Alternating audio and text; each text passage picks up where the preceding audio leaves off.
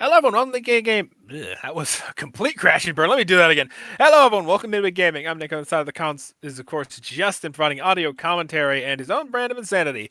And what a week it's been. It's a bit later in the week, admittedly. Technically, depending on what calendar you're going by, it's already next week. But let's not talk about that. Don't worry about it. But yeah, the Game Awards. The Game Awards was this or possibly last week. Again, depending on how you do it. I only say that because I know UK calendars actually begin on Saturday. Fun fact. I think also European calendars too in general. But anyways, yeah, the Game Awards was either this or last week, depending on how you look at it. And yeah, it was interesting. Bunch of things got done. Bunch of awards got sent out. Claire Obscura won practically everything, which I know how that sounds. I'm actually not mad. I just think it's kind of funny. That The that last was time, the Exhibition 33, right?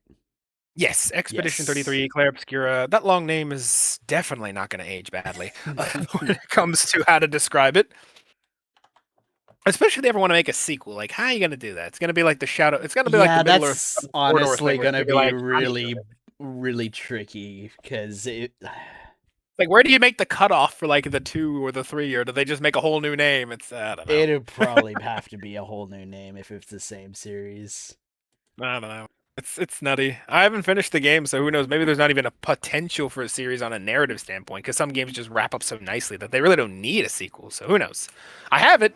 Took me a while to get it, but anyways, back to the Game Awards. So Yes. Glare Obscura won pretty much everything in the Game Awards. I think like of all the categories they were nominated for, which were most of them, they only lost like 2 of them.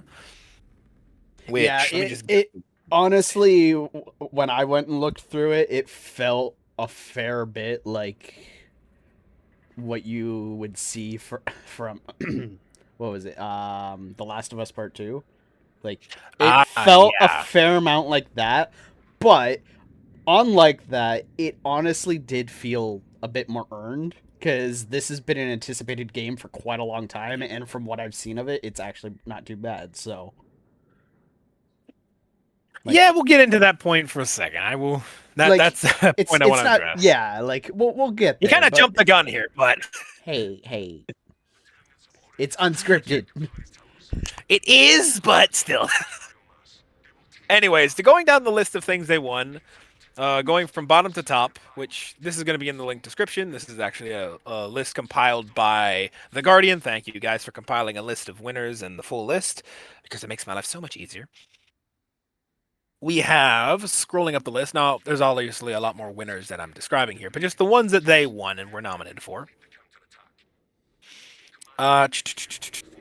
Scrolling. Ah, here we go. Best RPG, they won that. They won. They did not do this in order. Ah, here we go. Best debut indie game. Obviously, that makes a lot of sense. Best independent game. They won that. Interesting. Hollow Knight was also on that list. It's interesting that they beat that one. That is. Best community support actually went to Boulder's Gate. I know it's not related to Claire, but I just thought that's interesting. It's kind of funny. I don't know how much community support has Baldur's Gate been doing. I don't know. I have that game. I really need to play it at some point. I went out of my way to get it, and I just I don't know. Anyways, back to Claire. Best performance technically did not go to Claire Obscure, but it went to Jennifer English, who played in Claire. So, granted, she's a great voice work, great voice actress. I imagine it's going to slingshot her career, honestly. Best score and music again did not directly. Well, it kind of went to direct Claire Obscura. It went to oh my god, I'm gonna try and pronounce the name. Lauren Testrad. Testrad, I think I pronounced that right. And yeah. So again, Claire Obscura. Best art direction went to Claire Obscura. That makes sense. There was a lot of painting shtick there, so I guess that makes sense. Hades 2 could have also won. Silk Song, I don't know. I think it was a toss up between Hades and Claire, but that's just me. Best narrative went to Claire. I'm trying not to give opinions here. Best game direction went to Claire, and of course, game of the year went to Claire. I'm sure if I dig in here, there's going to be 2 ones that I know they were nominated for that they did not get. I think it was. Let me check here for a hot minute. Um, not RPG. They won. I already did that. Where is it? I know that they won. They were nominated for 2 of them that they did not get. One of them they lost to Battlefield 2, which I think was um um can't remember what it was. I have to look later. But anyways, they won pretty much all of them except two categories that they were nominated for. I'm gonna have to look again later. Like I said, this is unscripted, so I don't have a list that I can just script here. But anyways, but that's interesting. Going back to Justin's point, as he mentioned before, it's interesting that the last time this happened in Game Awards history was a few years ago, back when he mentioned the whole business with Death Stranding 2, or not Death Stranding 2, The Last of Us Part 2, Yes.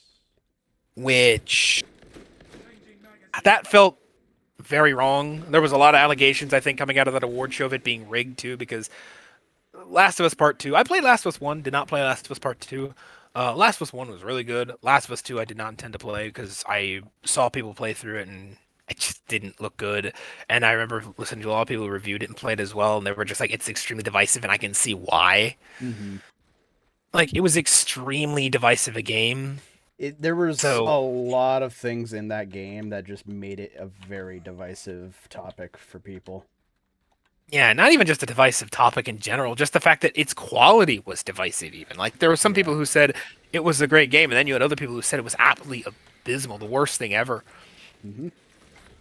And so to see it come to the Game Awards wasn't a shock in and of itself, but to see it win every single bloody award, and as well, I think Game of the Year at the end as well, it It just, was very much a shock for people. yeah, it was a shock for because everyone's sitting there going, how the heck did this even like win anything, let alone get here? Like, okay, getting here fine, but win anything, let alone Game of the Year and all the other stuff? How? Like I said, there was a lot of allegations of rigging coming out of that, and Mm-hmm. I don't honestly know where all of that went, but then we fast forward to this year, and Claire Obscura wins everything. Now, this again, like I said, harkens back to the Death Stranding. Or I keep saying Death Stranding. I've been playing it recently, so that's why. This harkens back to the Last of Us incident. But like Justin mentioned, this one feels different because it feels earned. Like you sit there and you go, okay, it makes sense why Claire won all of this stuff. You're not sitting there midway going, why are they winning? Why do they keep winning? You know, you sit there and you go, okay, that's fair. They won. They won. This makes sense. On a personal note, I will say, however, that regardless of who it is and how fair it is, it does get pretty dull after the 900th time you see people from Claire Obscura come up. No knock to Claire, it's a great game. I played it. But I will admit, it starts feeling a lot less like a competition when the 50th award comes out and the same people are coming to claim it. Yeah. There were even jokes during the live stream I was watching from Cross's stream because I was watching that for drops and I was also watching the show on YouTube for stream. And even his chat was like, "Yeah, they should just keep them up at this point. They're winning everything. Just keep them up at this point. Don't Like even it's not even a remove them from the screen. yeah, don't even remove them from the screen. They're just winning so much. Just keep them coming. Just keep them there. It saves them the walk back. Like, eh. But yeah, that was a thing.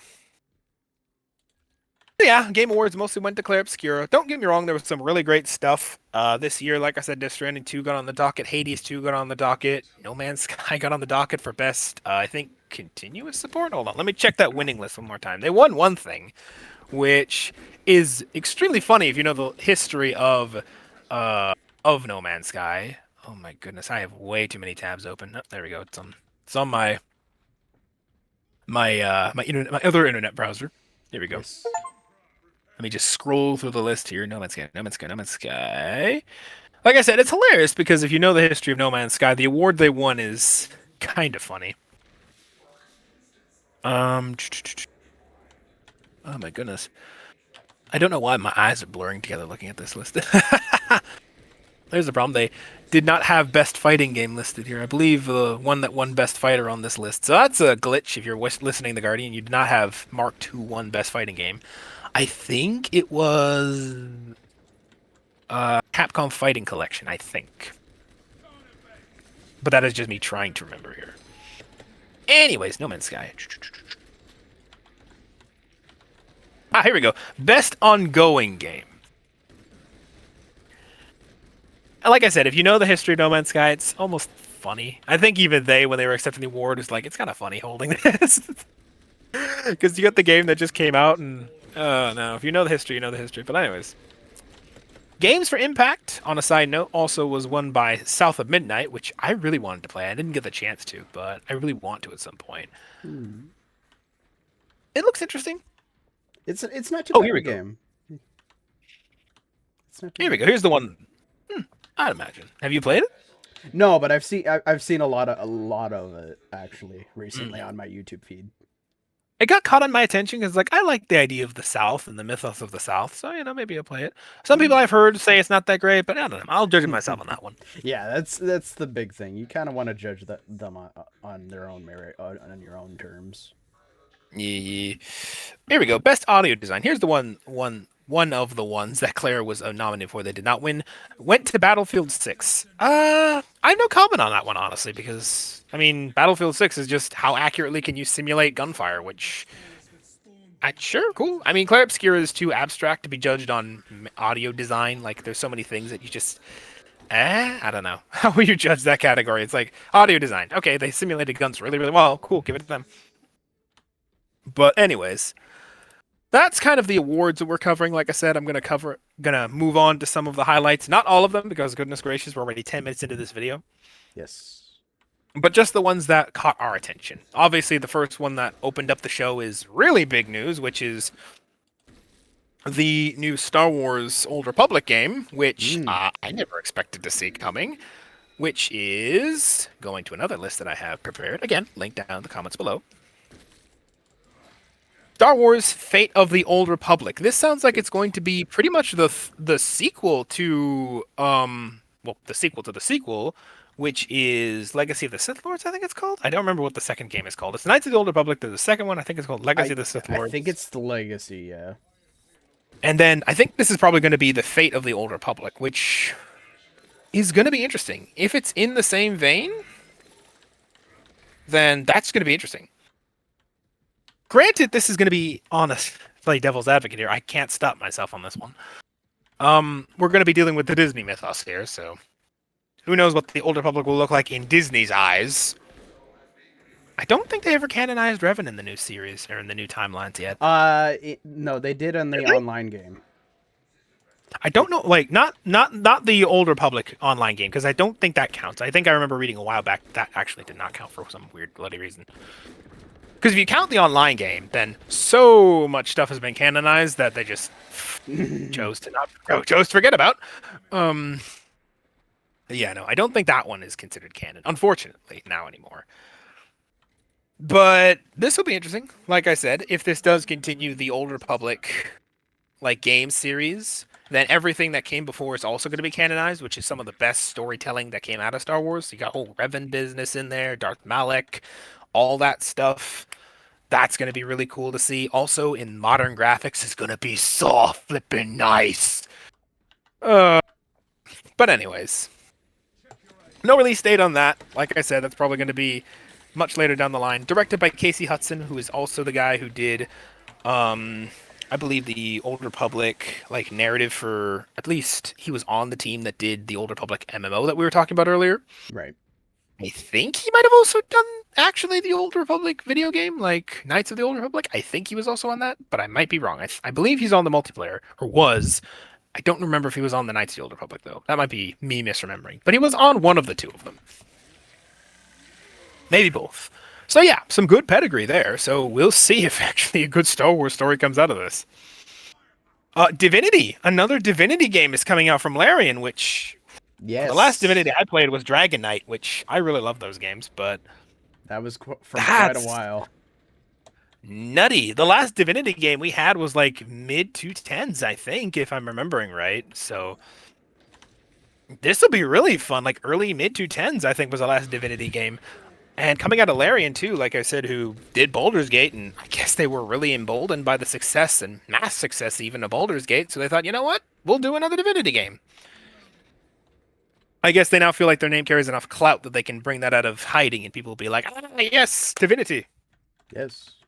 Don't you like Apparently, there Divinity? was also apparently there was also a statue in the desert that I was unaware of before the Game Awards, which apparently was modeled after this thing from the trailer. I gotta really go find those pictures now. I don't have them, but I gotta go find them if that is true. Let's see. Ontos, which is an interesting one. It's from the guys who did The Dark Descent, which is really interesting, because if you know Amnesia: The Dark Descent, it's got a bit of a cult bit. It It's is a it's cult got a bit classic of a among the horror. yeah. It's got like a very It's a cult dedicated classic among the group horror. following it. Yeah, it's got a definitely a cult status when it comes to the horror genre. That one has more of a I don't want to say fantasy setting, more of a medieval setting to it if memory serves though.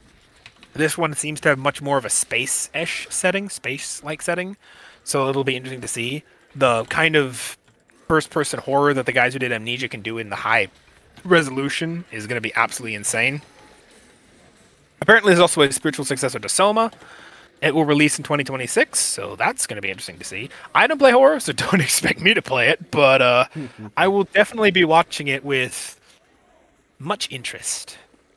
Dungeons and Dragons Warlock. Not sure how to feel about this one.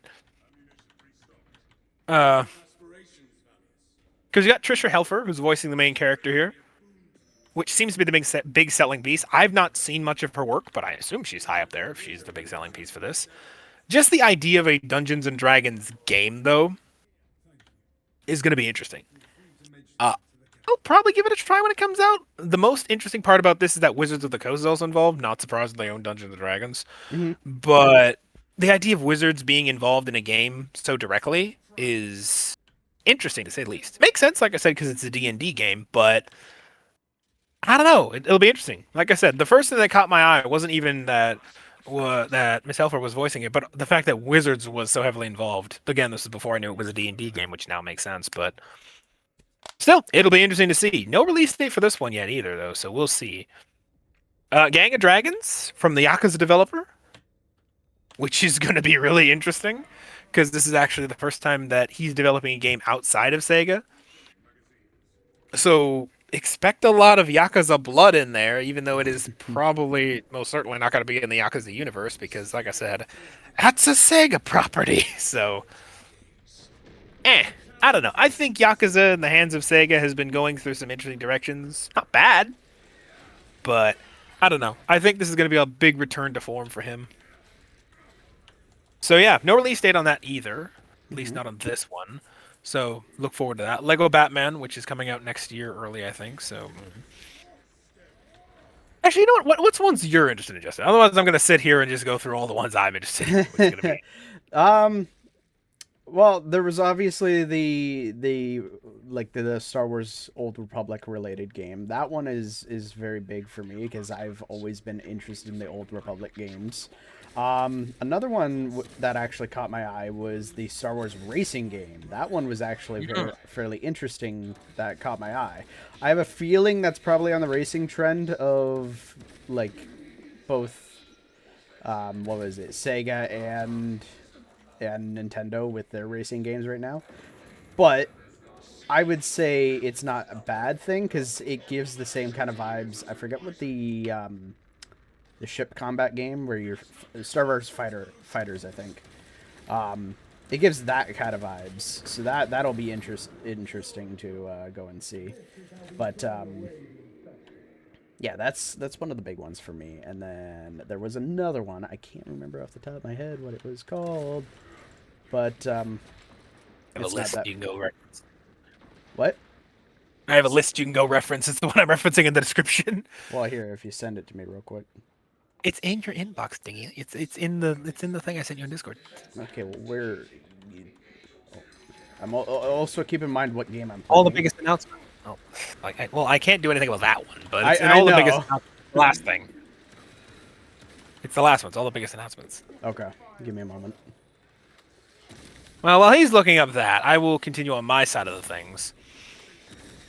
Interestingly enough, it looks like we're actually getting another Control game, Control Resonant, which is going to be interesting. I played the original Control. It's really interesting. Really trippy, to put it lightly. It's in the same universe as oh, no, can't remember now. Name's escaping me. Yes. If you know, you know. But anyway, it's in the same universe as that, which I can't. Feels so weird to say that and expect people to know. But anyways, it's in the same universe as the other game. I can't remember. Very trippy, very interesting. Really interested to see what they do with it because, like I said, Control is such a Alan Wake. That's it. Alan Wake's in the AIM universe. Alan Wake.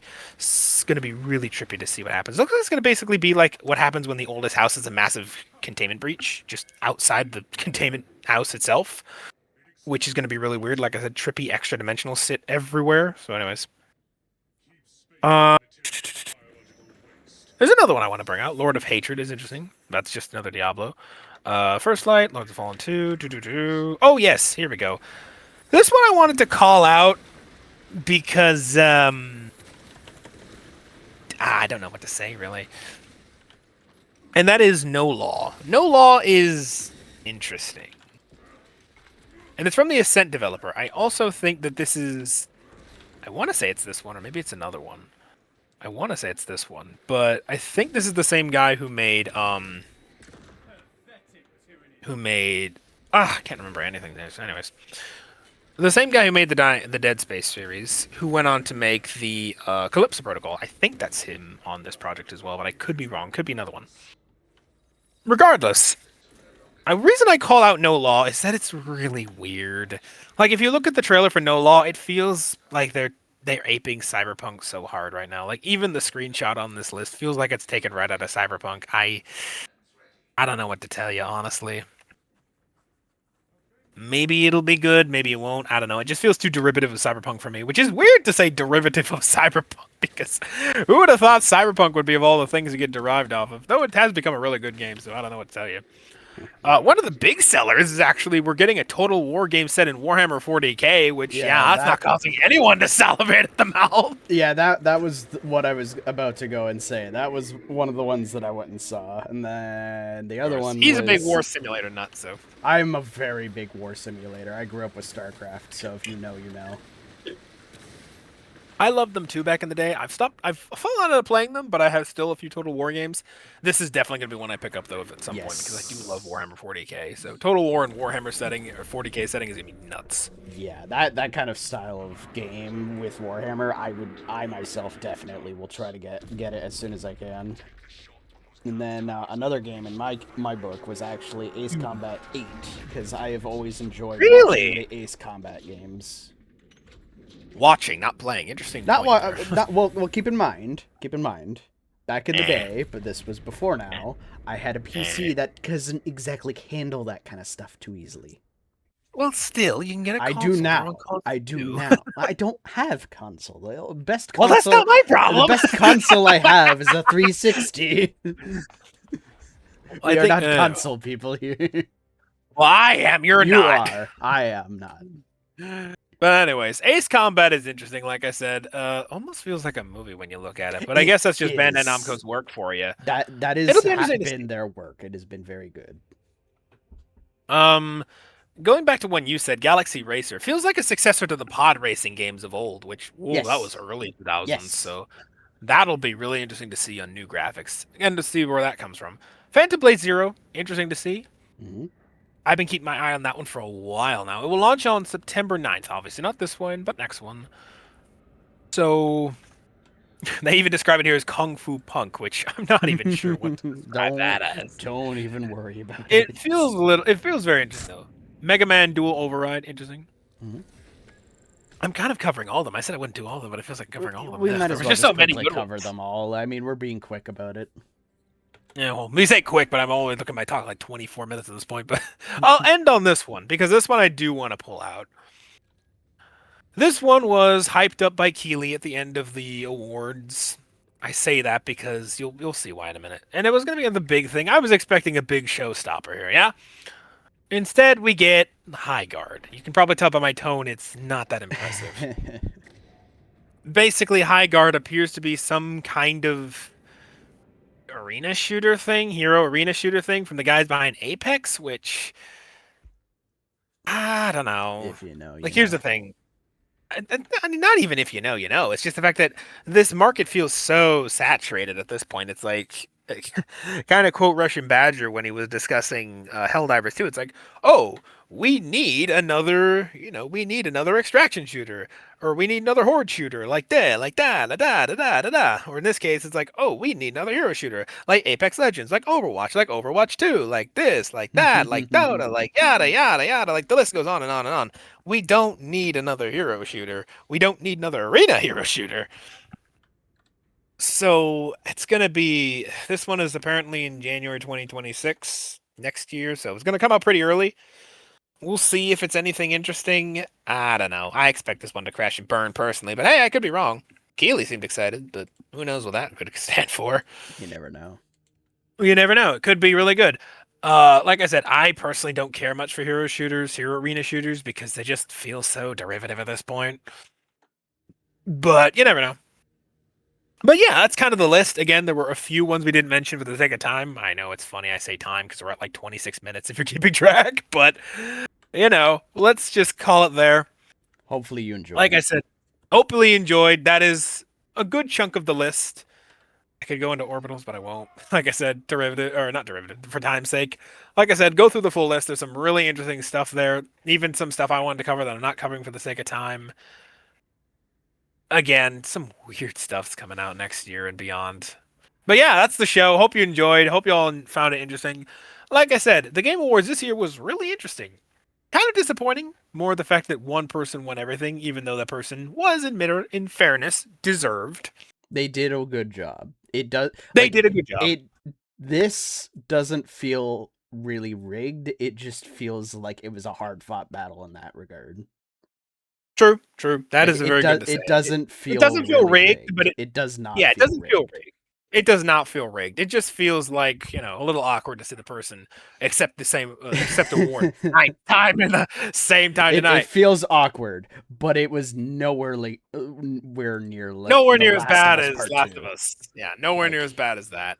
I even saw an article linked down below as well that just says that this feels like the first actual year that's actually felt like a genuine award show and not, amateur hour to some degree. yeah. Just to kind of comment on that, we've had moments where it's like people giving tearful speeches and you have the list of like, please wrap it up and the music blaring while they're trying to give an award speech and people storming the stage and yada yada. Like this, it happens, but still, this feels like the first year that's actually felt really professional.